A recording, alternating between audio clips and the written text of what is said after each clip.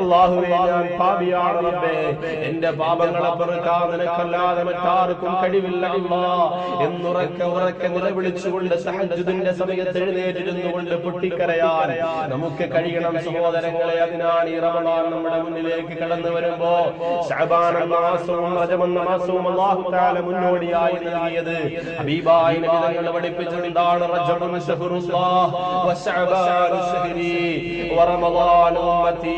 എന്തിനാണ് ഈ മാസം റമളാൻ എന്ന മാസം വരുന്നതിന് മുമ്പേ റജബ് എന്നും ശഅബാൻ എന്നും പറയുന്ന രണ്ട് മാസങ്ങൾ നിനക്ക് നൽകിപ്പോയത് വെറുതെയല്ല സഹോദരങ്ങളെ.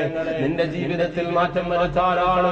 മദ്യമില്ലാതെ എനിക്ക് ജീവിക്കാൻ കഴിയില്ലെന്ന് ഉറച്ച ദൃഢനിശ്ചയം ചെയ്തു പോയ സഹോദരങ്ങളെ, നിന്റെ ജീവിതത്തിൽ മാറ്റം വരണം. കാണും ശഅബാൻ എന്നപ്പോ ശഅബാൻ എന്ന മാസം കടന്നു വരുമ്പോ നീ ചിന്തിക്കണം, അല്ലാഹ് അടുത്ത വരാൻ പോകുന്നത് റമളാനാണല്ലോ. ഇനിയും ഈ മദ്യക്കുപ്പിയുമായി ഞാൻ ജീവിച്ചു പോയാൽ, ഇനിയും ഈ മദ്യക്കുപ്പിയുമായി ഞാൻ കറങ്ങി നടന്നു പോയാൽ, ഇനി വരാനിരിക്കുന്ന റമളാനിലേക്ക് പ്രയോജനപ്പെടുത്താൻ കഴിയില്ലല്ലോ റബ്ബേ എന്ന് വല്ലാതെ വിഷമിച്ചുകൊണ്ട് ചിന്തിക്കണം സഹോദരങ്ങളെ. അതിനുള്ള സമയമാണ് ശഅബാൻ, അതിനുള്ള സമയമാണ് കഴിഞ്ഞുപോയ റജബ്. അല്ലാഹു തആല അതിനൊക്കെ നമുക്ക് ഭാഗ്യം തരട്ടെ. അതുകൊണ്ട് തന്നെ പരിശുദ്ധമായ റമളാൻ ഒരിക്കലും പുച്ഛിച്ചു തള്ളാൻ പാടില്ല. റമളാൻ വരുമ്പോൾ നമ്മൾ സന്തോഷിക്കണം. റമളാനിന്റെ മഹത്വം എത്രയോ വലുതാണ്. പരിശുദ്ധമായ റമളാനിനെ കുറിച്ച് എത്രയോ ഹദീസുകളാണ് ഹബീബായ നബി തങ്ങൾ പറഞ്ഞു പോയത്. അതൊന്നും ഒരുപാട് വിശദീകരിക്കാൻ സമയമില്ല. എങ്കിലും ഒന്ന് രണ്ട് ഹദീസുകൾ ഞാൻ പറയട്ടെ.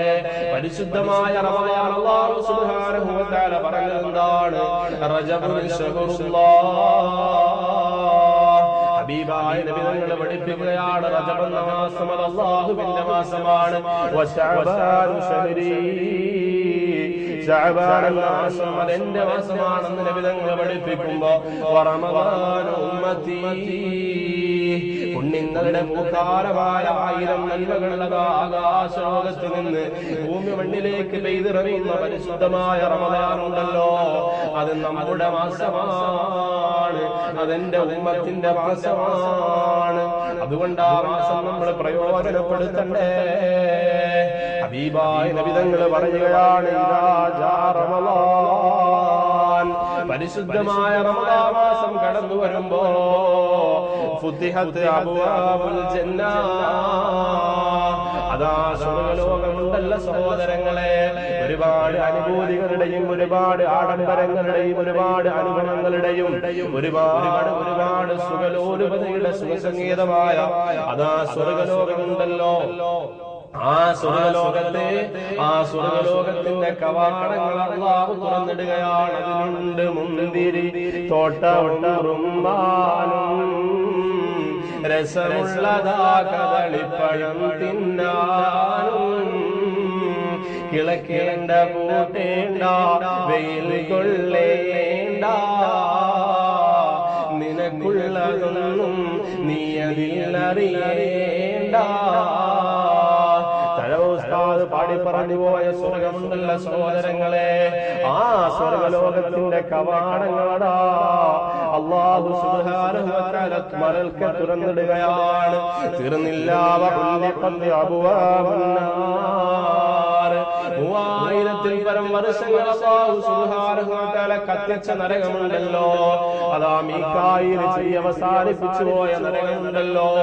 ഹബീബായ നബി തങ്ങൾ മിഅ്റാജിന്റെ രാത്രിയിൽ കണ്ണ് നിറഞ്ഞു പോയ, കണ്ണുനീരുവാർ കുരിച്ചു പോയ നരകമുണ്ടല്ലോ. ആ നരകത്തിന്റെ കവാടങ്ങളാ അല്ലാഹു സുബ്ഹാനഹു വ തആല അടയ്ക്കാനുള്ള ഓർഡർ മലക്കുകളോട് കൊടുക്കുകയാണ്. നിസാരമല്ല റമളാൻ നമ്മൾ നിസാരമായി കാണണ്ട.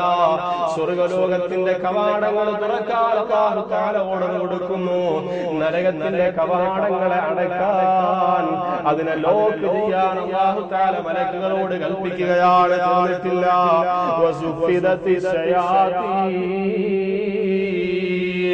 ഈ സമുദായത്തെ മുഴുവനും വഴികേടിൽ നിന്ന് വഴികേടിലേക്ക് വലിച്ചു കൊണ്ടുപോകുന്ന ഇബ്ലീസ് ലഅനത്തുല്ലാഹി അലൈഹി ഉണ്ടല്ലോ, ആ ശൈത്താനെ അല്ലാഹു തആല ചങ്ങലക്കിടുകയാണ്.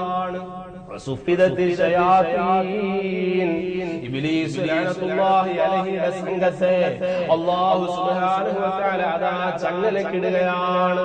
റമദാനിന്റെ മഹത്വം നമ്മൾ പഠിക്കണം സഹോദരങ്ങളെ. ഇങ്ങനെ പരിശുദ്ധമായ റമദാനങ്ങൾ കടന്നു വന്നു കഴിഞ്ഞാൽ അതാ ഹബീബായ നബി തങ്ങൾ പഠിപ്പിക്കുന്നു, മൻ സ്വമ റമദാന ഈമാനൻ വഇഹ്തിസാബാ.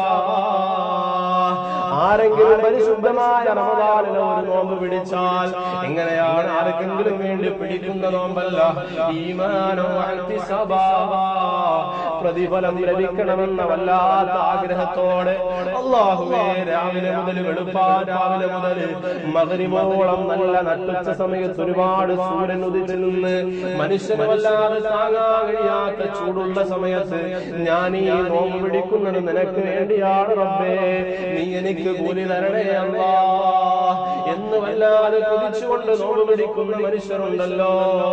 അങ്ങനെ ഈമാനോടെ പ്രതിഫലം ലഭിക്കണമെന്ന ആഗ്രഹത്തോടെ ഒരു മനുഷ്യൻ നോമ്പ് പിടിച്ചാൽ, മൻ സ്വമ റമദാന ഈമാനൻ വഇഹ്തിസാബാ ഗുഫിറ ലഹു മാ തഖദ്ദമ മിൻ ദംബിഹി. അല്ലാഹുവിന്റെ റസൂൽ പറയുകയാണ്, ഒരിക്കലും വെറുതെ പാഴ്വാക്ക് പറയുന്ന നേതാവല്ല. വമാ യംദിഖു അനിൽ ഹവാ ഇൻ ഹുവ ഇല്ലാ വഹ്യുഹാ. നാവ് കൊണ്ടൊരിക്കൽ പോലും കളവ് പറഞ്ഞിട്ടില്ലാത്ത നേതാവുണ്ടല്ലോ ഹബീബായ നബി തങ്ങൾ. ആ നബി തങ്ങൾ പറയുകയാണ്,